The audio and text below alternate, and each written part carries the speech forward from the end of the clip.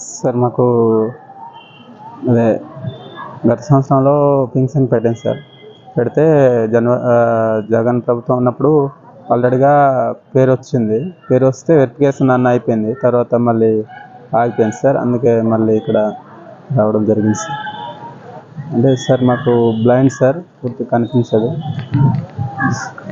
ఈ కుర్రోడు అయితే కుర్ర ఇర్మియా సార్, వన్నడ విలేజ్, గోమంగి పంచాయతీ, పెద్దబెల్లి మండలం సార్.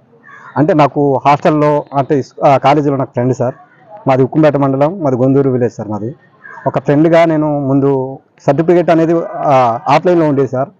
అది చేయించి ఆ సర్టిఫికేట్ పింఛన్ కానీ ఇచ్చినప్పుడు పింఛన్కి కుర్రోడు వేరే కుర్రోడు తీసుకున్నప్పుడు అది జెరాక్స్ లేకుండా పోయింది సార్. మళ్ళీ ఆ సదరం ఐడిని రిజెక్ట్ చేసి మళ్ళీ ఇంకొక సదరం సర్టిఫికేట్ను నేను 2022లో చేయించి ఇచ్చాను సార్. 1/9/2022లో నేను తయారు చేయించి ఇచ్చాను సార్. పింఛన్ కోసం అని కూడా పెట్టాను సార్. సచివాలయంలో చాలాసార్లు తిరిగాము, ఇచ్చాము. వాళ్ళు ఓకే అయిపోద్ది, రేపు అయిపోద్ది, ఎల్లుండి అయిపోద్ది అని అన్నారు.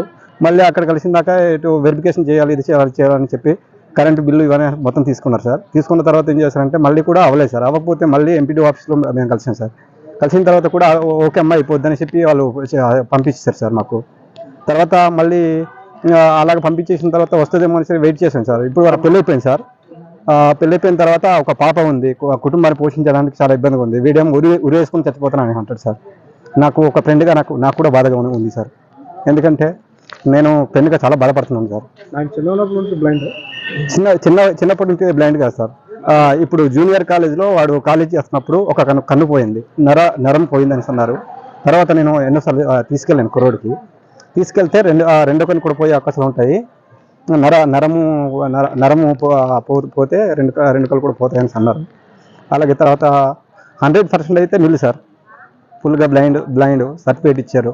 దానికి సంబంధించిన సర్టిఫికేట్ ఉన్నాయి సార్. దానికి సంబంధించిన సర్టిఫికేట్లు కూడా ఉన్నాయి సార్. ఇగో మొత్తం చేయించాను. ఇగో సార్ మొత్తం ఉన్నాయి సార్.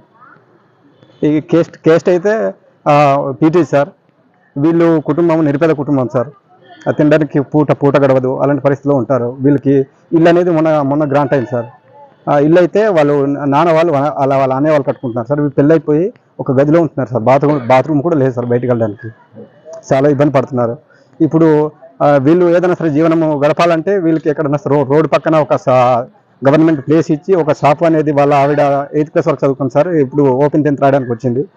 మరి ఒక ప్లేస్ అనేది ఉంటే ఒక కిరాణా షాపు కట్టుకొని జీవనం గడిపిస్తారని నేను అయితే అనుకుంటున్నాను సార్. పింఛన్ కూడా ఎలాగైనా కన్ఫర్మ్గా ఇప్పుడు అయితే గ్రాంట్ చేయాలి. గ్రాంట్ చేయకపోతే మాత్రం ప్రభుత్వం బాధ్యత తీసుకోవాలి సార్. ఎలాగైనా సరే ఈ కుటుంబం మొత్తం మాత్రం వీళ్ళు ఉరేసుకోనో లేకపోతే ఏదో తినుకొని చచ్చిపోతారు సార్.